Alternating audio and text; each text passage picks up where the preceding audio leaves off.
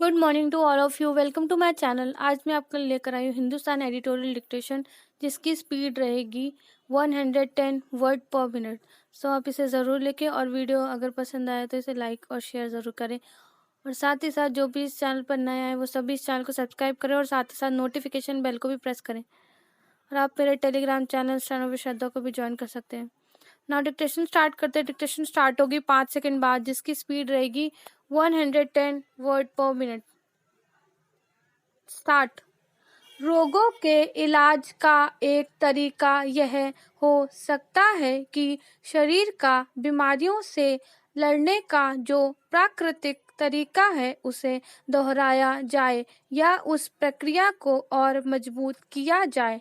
शरीर का रोग प्रतिरोधक तंत्र रोगाणुओं से लड़ने के लिए एंटीबॉडी बनाता है, जो उस रोग के बैक्टीरिया या वायरस को नष्ट या प्रभावहीन कर देती है। टीके इसी सिद्धांत पर काम करते हैं।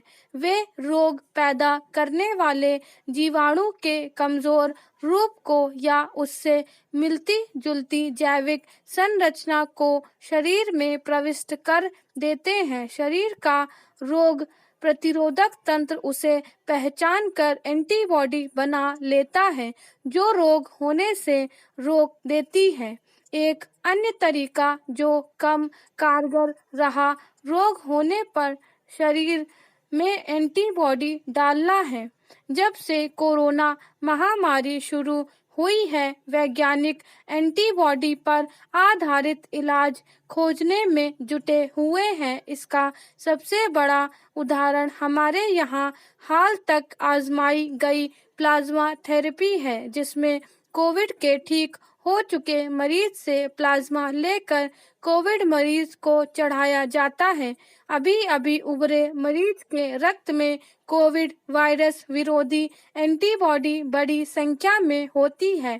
प्लाज्मा थेरेपी इसी उम्मीद में दी जाती थी कि ये एंटीबॉडी कोविड मरीज के शरीर में वायरस से लड़ने में मददगार होगी। इसके अलावा भी कई एंटीबॉडी आधारित इलाज दुनिया में आजमाए जा रहे हैं। पैराचिन। इन इलाजों के कारगर और लोकप्रिय न होने की एक वजह तो यह है कि एंटीबॉडी खून में चढ़ाई जाती है, जबकि कोरोना वायरस मुख्यतः फेफड़ों पर हमला करता है। इसकी वजह से फेफड़ों तक पहुंचने वाली एंटीबॉडी बहुत कम हो जाती है। दूसरे एंटीबॉडी वायरस के कुछ रूपों पर ही आक्रमण करती है। इससे वायरस के नए रूप बनने और फैलने का खतरा बढ़ जाता है। इन्हीं वजहों से प्लाज्मा थेरेपी को रोक दिया गया। अब वैज्ञानिक ऐसी एंटीबॉडी बनाने की कोशिश में हैं जिनमें ये दोनों कमियां ना हो, यानी वे सीधे फेफड़ों में पहुंच सके और वायरस के तमाम रूपों के खिलाफ कारगर हो। अमेरिका की टेक्सास यूनिवर्सिटी के वैज्ञानिकों ने एक ऐसा नेजल स्प्रे बनाया है जो चूहों में कोरोना वायरस को नियंत्रित करने में कामयाब हुआ है। अब इस स्प्रे के मनुष्यों पर प्रयोग की तैयारी हो रही है। यदि यह सफल रहा तो हमें ऐसी दवा मिल सकती है जिसे नाक में स्प्रे करने से कोविड का इलाज सरल हो सकता है। नाक में स्प्रे करने की वजह से दवा सीधे हमारे श्वसन तंत्र और फेफड़ों में जाएगी और वहां कोरोना वायरस का मुकाबला करेगी। पैराचेंज।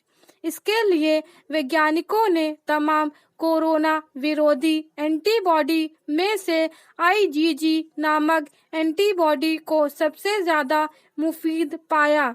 ये एंटीबॉडी कोरोना मरीज के शरीर में काफी बाद में विकसित होती है। वैज्ञानिकों ने इन एंटीबॉडी के हिस्सों को आईजीएम नामक एंटीबॉडी से जोड़ दिया, जो कोरोना संक्रमण की स्थिति में शुरू में तेजी से बनती है। इस तरह जो नई आईजीएम एंटीबॉडी बनी वे कोरोना के 20 से भी ज्यादा रूपों के विरुद्ध कारगर थी, यानी इससे नए रूप विकसित होने का खतरा भी कम है। अब देखना यह होगा कि मनुष्यों में यह इलाज कितना कारगर और सुरक्षित है। यह भी देखना होगा कि ये एंटीबॉडी मानव शरीर में कितनी देर टिकती हैं। अच्छी बात यह है कि इन्हें नेजल स्प्रे की तरह दवा दुकानों में रखा जा सकता है।